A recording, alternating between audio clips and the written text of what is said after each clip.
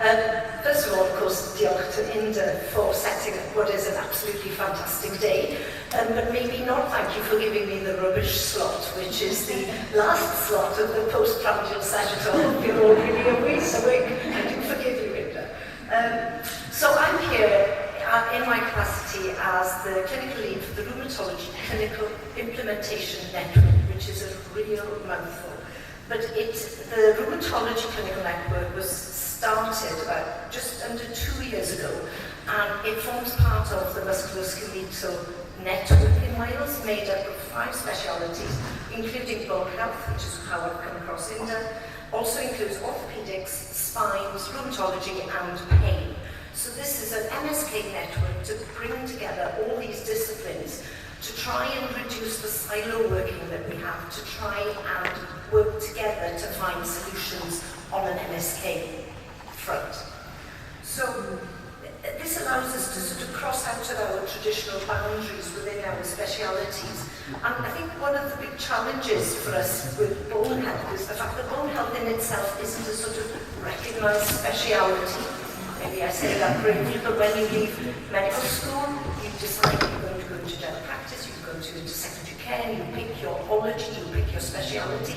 And bone health is not one of those specialities, so there is no defined training program. And because of that, it is difficult then to sort of look at the care that is needed for bone health, what guidance do we follow, which specialities own it. And I think this is difficult for a few conditions like obesity and pain, and it's only by working across networks can we, I think, make real changes. So, next slide. So, rheumatology is my speciality, and there are many other people in the audience part of other specialities, and we all touch upon bone health. So, gastroenterology, endocrinology, care of the elderly, orthopedics, and so forth. And we can all look at that slide and see how we slot in our specialities and how we touch upon all of these. And certainly from a rheumatology perspective, primary prevention is incredibly important to us. And I love the talk earlier on from Helen about looking at the life course of a female trajectory and how bone health affects her. And of course, in women, in rheumatology, we treat autoimmune disease, mainly affecting women. Often these diseases occur at the time of the menopause, and they are postmenopausal, and so they have additional risk factors. But also we're giving them drugs that are potentially going to cause osteoporosis, such as steroids. And the very illnesses they have are ones that predispose to osteoporosis. So I think for us, maybe the biggest part for us is in primary prevention. But of course, we also take part in secondary prevention. Our patients do sadly fracture, and it is our responsibility to make sure that does not happen again. We need to promote bone health, as we talked about earlier, but we need to be part of the professional development, not just for rheumatology trainees, but also for all those allied specialities who can benefit from things we might be able to impart in terms of bone health. And there have been other people talking about value as well. I won't touch on that. So, as clinical lead for rheumatology in Wales, what do we need to know about the rheumatology interface with osteoporosis services? Well, it's fair to say that this, until last year, this hasn't really ever been mapped. We know that rheumatology plays a role, but to what extent and how does it vary across Wales? And part of any clinical lead's role is to try and reduce variation across Wales to make sure that care is equitable. So along with the SIN team, and it's really good as a network to have some administrative and project support staff to enable you to do this sort of work, because without them, it doesn't happen. We went out to all health boards in Wales, to the rheumatology departments and the clinical leads, and asked them, well, when it comes to osteoporosis, what services do you provide? And we were keen to know as well what the impact of the sort of explosion in FLS services that has happened. How has that impacted on rheumatology? So, you may see that slide and think that, worried that what we found was that the care was rubbish. In fact, that's not what I wanted to see. What I wanted to see is that this was a mixed bag. It is different across Wales. Every health board in Wales has a different approach to osteoporosis when it comes to rheumatology services. And that's a bit like recycling services in Wales. If you think about it, every council has got a different set of rules, different bags. You can't put paper in cardboard. Yes, you can. No, you can't. there is a plan within each health board.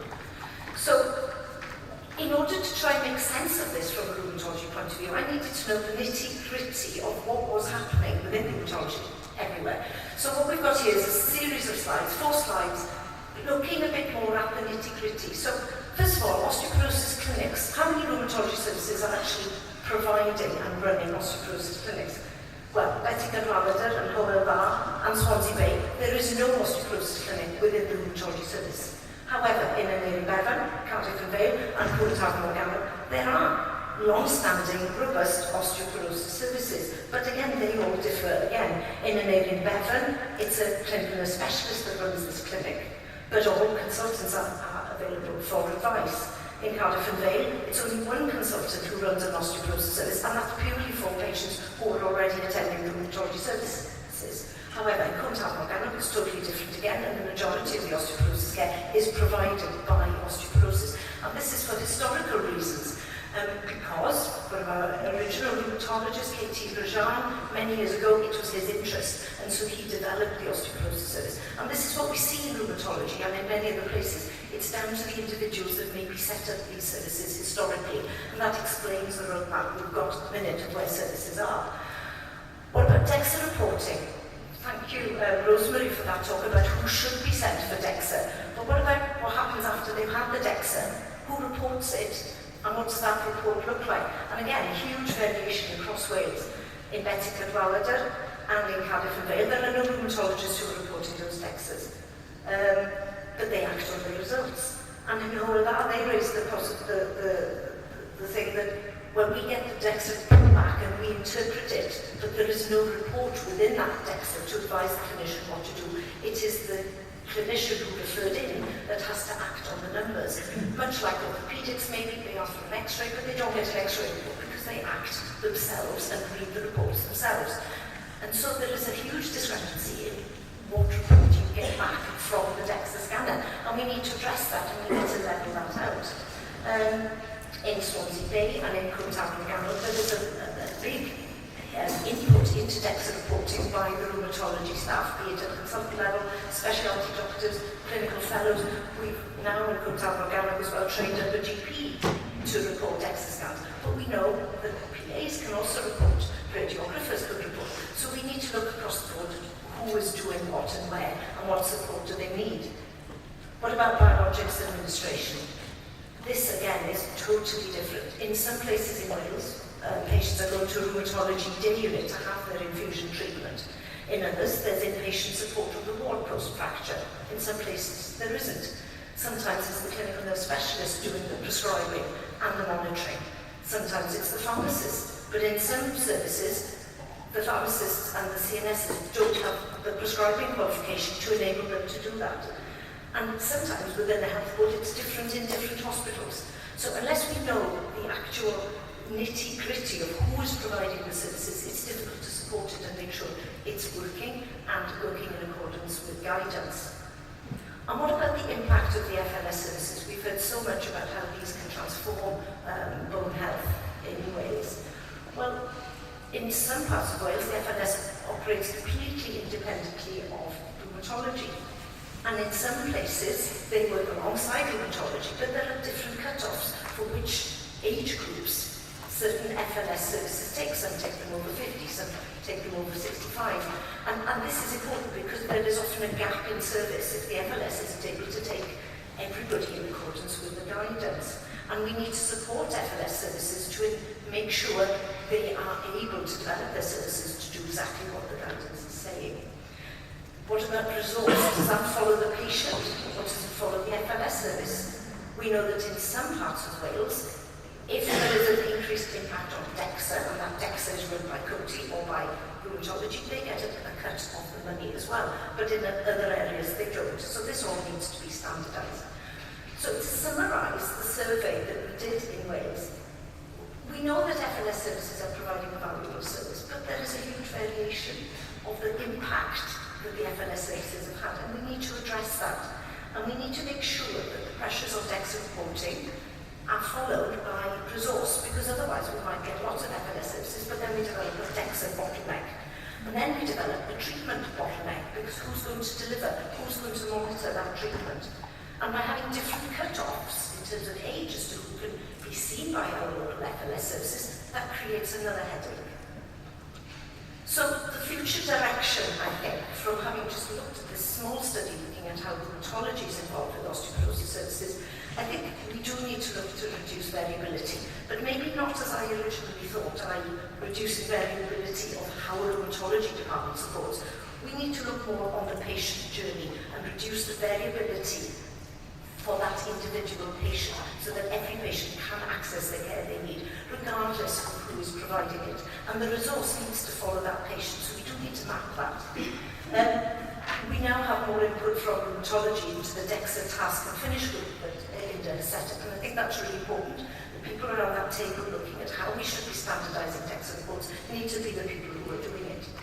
And also, something we haven't really touched upon, and there's no time to go into it in detail, is we need to harmonise training, postgraduate training, within our medical speciality curriculum. We know that endocrine, care of the elderly, rheumatology all have osteoporosis modules in their training, but they're all slightly different. And why not harmonise that and provide one training course within Wales for all our trainees, so not just the trainees, for all the other professionals as well, so that we are all speaking together. So, I talked a bit about rubbish. I hope the talk hasn't been rubbish. I would like to make you all leave here today thinking that any osteoporotic fracture that occurs is a rubbish event. It should not happen. We have ways to prevent that happening. So every time you see a patient who has had an osteoporotic fracture, you should think that's rubbish. What could have happened differently? What could we have done 10 years ago, 20 years ago, to try and prevent that? And we all need to take an individual part and responsibility in that. Because if we do that, we can build for the future and get a better future. All these trees behind me today, they've been there for donkey's years. Every time you try and prevent a second rubbish event, you will be planting a tree. And I encourage you all to do that. But we're good in Wales, you know, at managing rubbish. I don't know if you did know this. This is my last slide, one of my favourite slides. Wales is the second best country in the world for recycling. Second best in the world, did you know that? And we are in touching distance of being the best in the world. So if you think about osteoporotic fractures as rubbish events, let's turn that into something positive and let's make Wales the best at preventing that next event and preventing the first event. Diolch.